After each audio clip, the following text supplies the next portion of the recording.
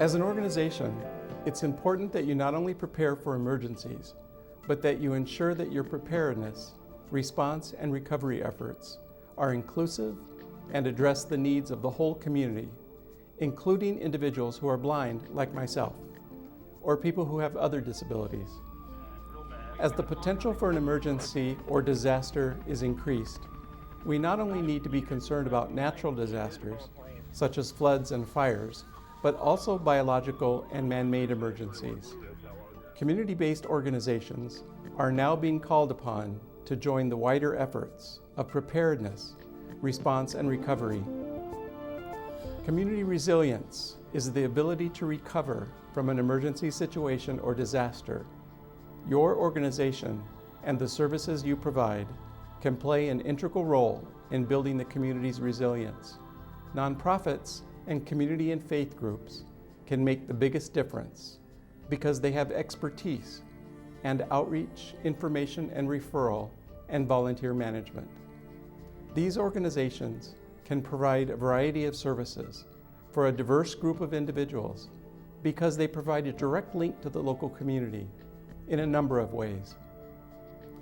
Knowing the unique attributes of the community and the people to whom they provide services, providing a bridge for communication, service provision, and problem solving for their clients, being a trusted resource, and offering community connections and local resources that can enhance response and recovery effectiveness.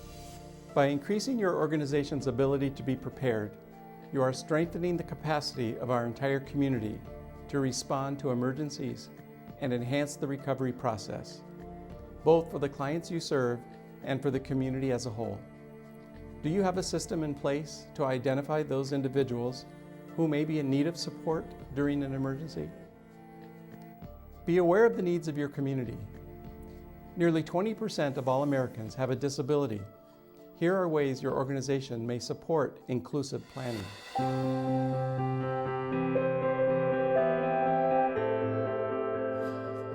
Many community members may depend on the services you provide.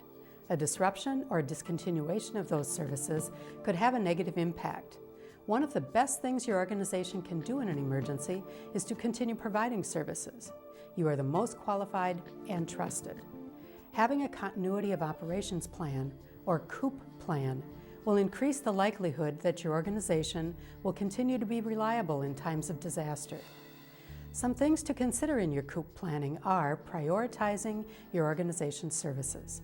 That means reinforce services that must continue and may even increase during an emergency. Run services that are critical to life safety and have high priority. Reduce services that are less critical, and remove services that can be temporarily suspended. Identify resources and services you can provide and maintain knowledge of those you don't.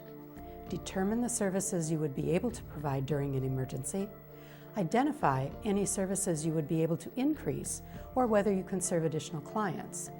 Know where you can refer people for other services you may not provide, and partner with organizations or businesses that you can request assistance from if needed.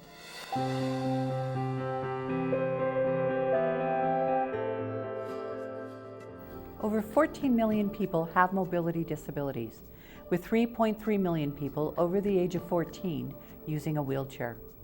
52% of the population 65 years of age and older has a disability. People with disabilities are around us every day. Our coworkers, family members, and friends could be, and possibly are, someone with a disability. And in many instances, the person may have a mobility disability. In the event of an emergency or disaster, many people will go to a shelter for a safe place to spend a few days and to get needed services. Many of the shelter residents will be people with disabilities. It may be a mobility disability, a sight or hearing disability, a cognitive disability or mental health condition, or a combination of conditions. People with disabilities are a natural and integral part of the community. If your organization is selected as a shelter, It needs to be accessible for people who are mobility disabled, as well as those with other types of disabilities. It's important to remember, most people with disabilities are not medically fragile and do not require a higher level of medical care than the general public. The ADA requires people with disabilities to be accommodated in the most integrated setting appropriate to their needs. People with disabilities should generally be housed with their families, friends, and neighbors in mass care shelters. It's important to keep families together. Buildings that serve as shelters, disaster recovery centers, or any type of gathering place following a disaster should meet minimum accessibility guidelines and provide basic access in the following areas: parking, path of travel, both exterior and interior, entrance, rooms and activity areas, bathrooms, emergency alert, and water fountains. It's important to remember that accessibility is not just for people in wheelchairs and those who use walkers. Many people with disabilities who are ambulatory will benefit from the access features as well. Do you have a plan with multiple communication methods to inform community members during an emergency, or a way for them to contact you?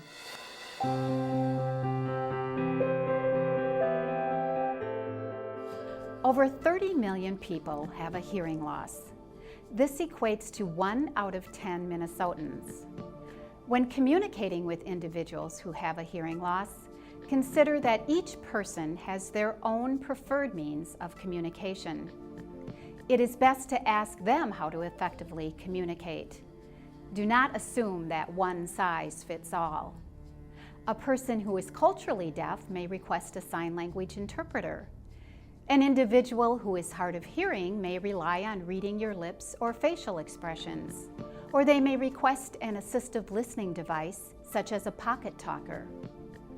A person with a combined hearing and vision loss may ask that the information be written down. If so, use a black magic marker and large print. A few effective communication strategies are to communicate in a well-lit and quiet environment. Make sure that you have the person's attention before conveying your message. You may have to tap them on the shoulder. Maintain eye contact throughout the conversation.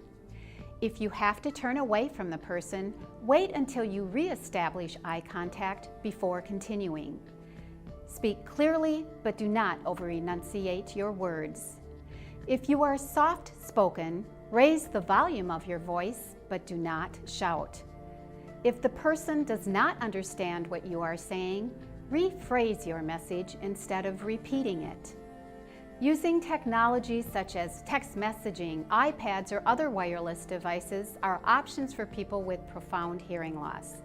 Always remember that your body language and facial expressions should match the verbal or written message that you convey.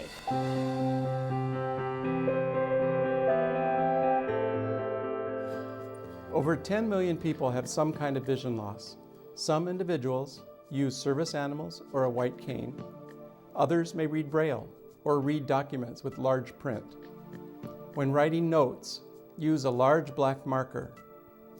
For print material, suggested font is Arial 18 to 20 point.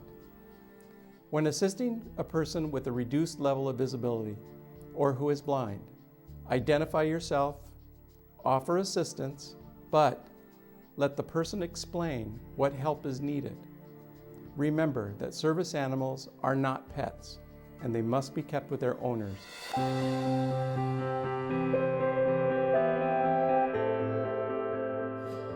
2 million people have a speech impairment that may interfere with two-way communication.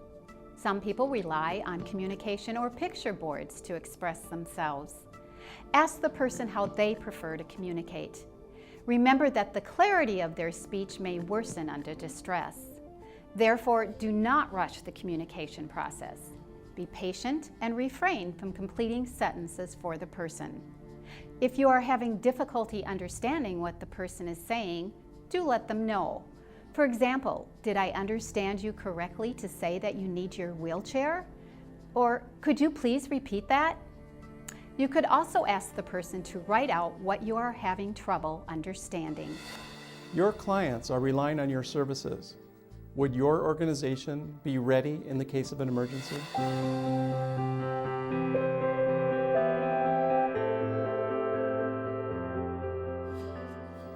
Value the strength of your organization and its ability to provide services in times of an emergency.